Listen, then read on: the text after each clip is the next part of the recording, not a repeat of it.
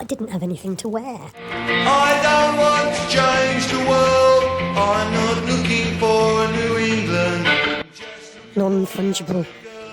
Damien Hirst burning his paintings to turn them into non-fungible tokens. He's already organised a consortium of art owners to buy his extortionately expensive skull, diamond-encrusted skull. A skull-encrusted diamond is like my brain. But non-fungible assets are a bit like a halfway house between reality and digital, what exists in the real world and what only exists in the digital realm. Damien Hirst there talks of, and art that won't rot and can be accessed by future generations and enjoyed. Yeah, but the technology of VHS, Betamax, floppy disks, CDs, vinyl. Anyway, you get where I'm going with that. How can I now access photos that were on Kodak? Undeveloped.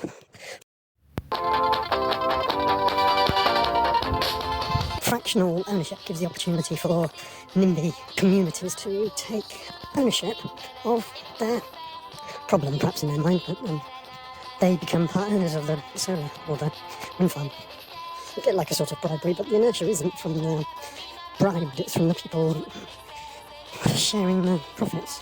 Funding of a solar farm on a small scale is facilitated by fractional ownership logged through a blockchain. Blockchain, the technology derived from Bitcoin, cryptocurrencies, which I'm not a fan of when they start saying, oh, we're the answer to gold. Gordon Brown came up with that. For Britain, he found the answer to gold.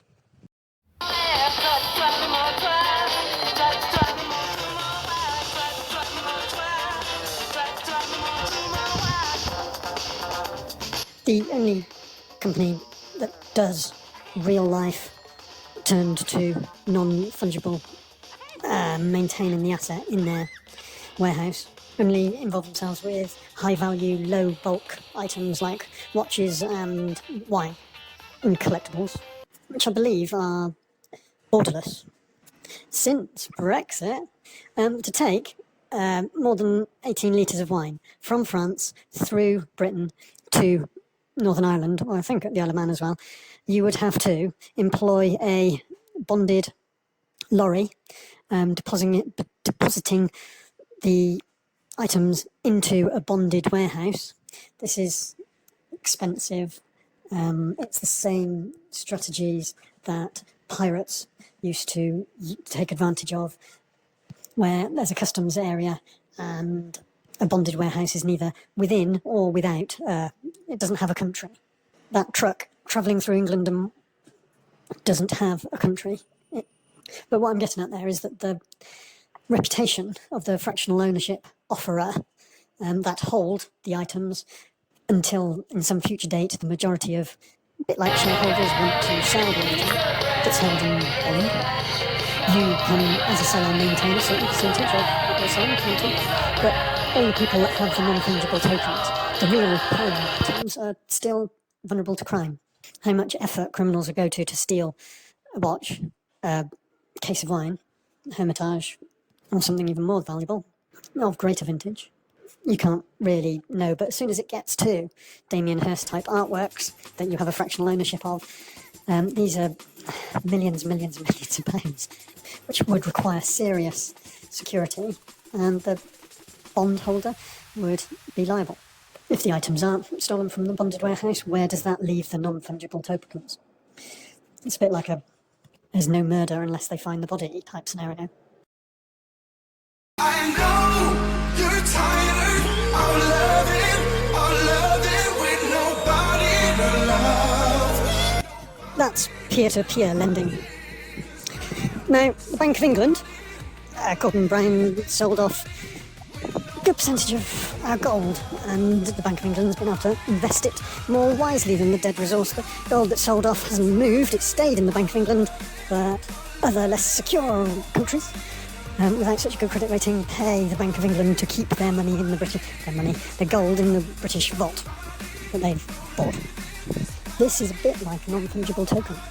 How he sold off the gold and provided bonded certificates for the gold.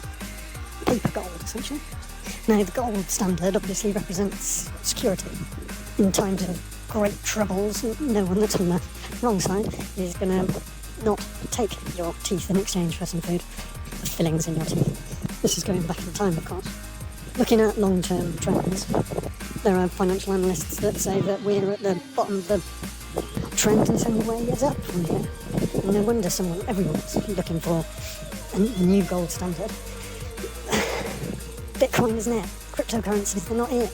It's the exact opposite of stable, which really does tend to suggest why the originator can't be found, why who they think it is says it's got nothing to do with me anymore. Similar to David Kelly in the Iraq War, he will have been made an offer that you can't refuse. They, and their next door neighbour. It's not ridiculous to consider that the British government used the same tactics, hand it over, and the crypto key is somewhere in a Welsh vault. The huge reserve of cryptocurrency that the originator represents would just make them a government and other governments subject to their whim, with the ability to cause global financial crisis. Now, governments are obviously jealous of that. That's their job, isn't it? Politicians. Intercepted in Japan and squirreled away in a Second World War vault in Wales under the control of GCHQ. And the Americans and their reluctance to do a trade deal. That's why. They're, we manufactured Brexit and then dropped the chain. That's why. They're Californian citizens. There is, of course, a big problem with things being held in bond, real things being held in bond and transferred into fractional ownership. Land banking, perhaps being the most obvious. People are going to love this in the real estate industry, aren't they? The most desirable properties, the most desirable land, completely made as unusable and remote as royal residences. This is borderless, remember. But there is some sort of legislation needed to, a little bit like no tax on children's clothes and no tax on baby food, or things that you really need can't be priced out of. Can water be made non-fungible in the Sahara?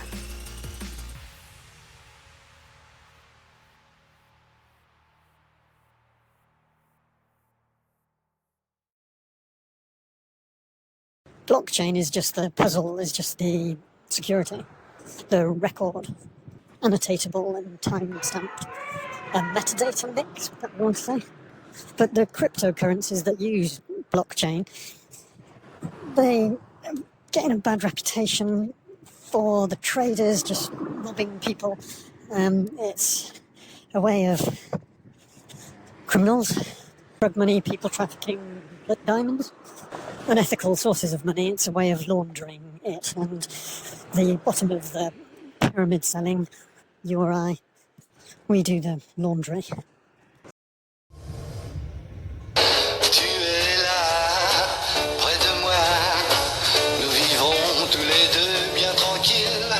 How people speculated in tulips in the 1500, I think, in Amsterdam, coffee shops. That was the first stock market bubble in recent history. Someone's always got to try and do better than they. A pyramid scheme is anything that rather parasitically needs more and more members to feed the profits of the upper tier members, the top of the pyramid. But cryptocurrencies have that heavily stepped tier built in and exaggerated even further in its ever-decreasing way. But probably the worst bit about it is the mining.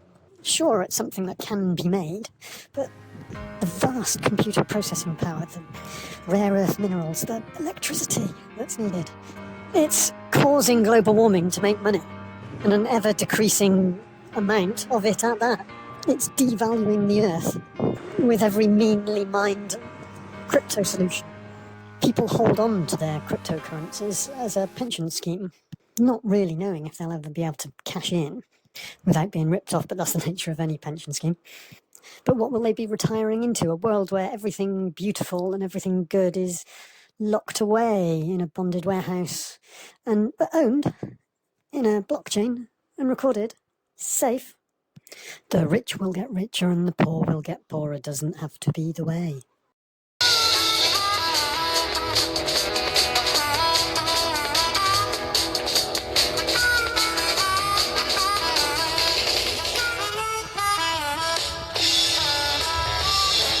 The only company that does real life turned to non-fungible maintaining the asset in their warehouse only involve themselves with high value, low bulk items like watches and wine and collectibles, which I believe are borderless.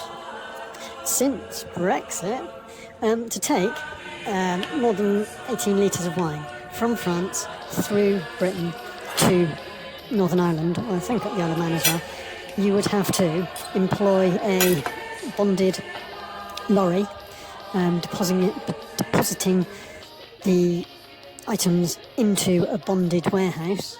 This is expensive. It's the same strategies that pirates used to take advantage of, where there's a customs area and a bonded warehouse is neither within or without. It doesn't have a country. That truck travelling through England and doesn't have a country. But what I'm getting at there is that the reputation of the fractional ownership offerer that hold the items until in some future date the majority of, a bit like shareholders, want to sell the item that's held in bond. You can, as a seller, maintain a certain percentage of what you're selling if you want to, but all the people that have the non-fungible tokens, the real parallel items, are still vulnerable to crime. How much effort criminals would go to steal a watch, a case of wine, Hermitage, or something even more valuable, of greater vintage, you can't really know. But as soon as it gets to Damien Hirst type artworks that you have a fractional ownership of, these are millions and millions of pounds, which would require serious security, and the bondholder would be liable. If the items aren't stolen from the bonded warehouse, where does that leave the non-fungible tokens? It's a bit like a there's no murder unless they find the body type scenario.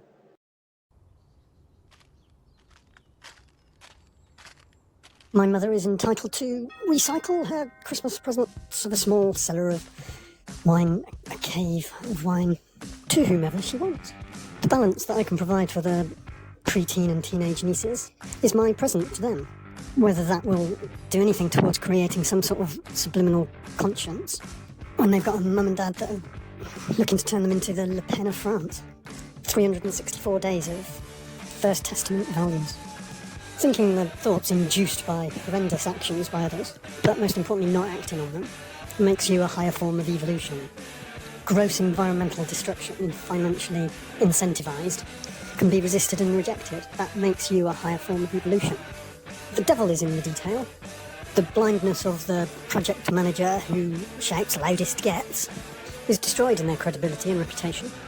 Teaching in my brother's small mind is similar blue sky thinking and damned to the tangible. The children are his tools for his end goal of maintaining his position, which is ruthlessly sought. Back to economics. Antipodean, South African, that perhaps tells you enough. Almost an Elton, that should tell you something. Musk, that should tell you something. A testosterone problem that needs to shag the world for everyone else. Use the world's resources to build an ark to escape what you've destroyed. Create 13 self-referencing incestuous colonies out in the stars, the United Stars of Human, which takes the pressure off those that have their finger on the button. It takes the weight off them in their decision making. I'm going to end the parallel with a highly intelligent person with questionable ethics. Nuclear electricity production was sadly accepted by one of the Campaign for Nuclear Disarmament's leading scientists as the least worst option for the planet. Nuclear plants have accidents and come under threat in Ukraine, for example.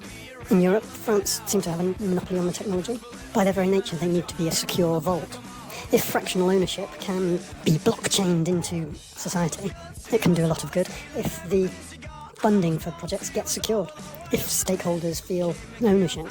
But as the technology trickles down, there will be vaults required, like Amazon warehouses.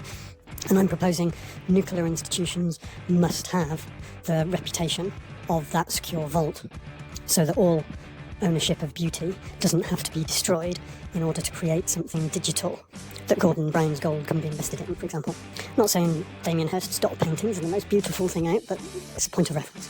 For another time, what these 13 massively diverse states in the stars private colonies are going to be like, and who's going to go there.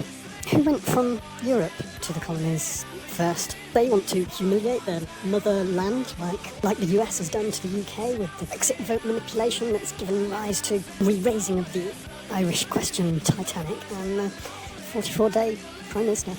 A 44-day leader for my ego-driven brother and is an apartheid establishing demigod. They'd expel the children after 44 days if they don't adapt without question. Oh, parents. Why do parents encourage their children to think of daughters as princesses, and said in English?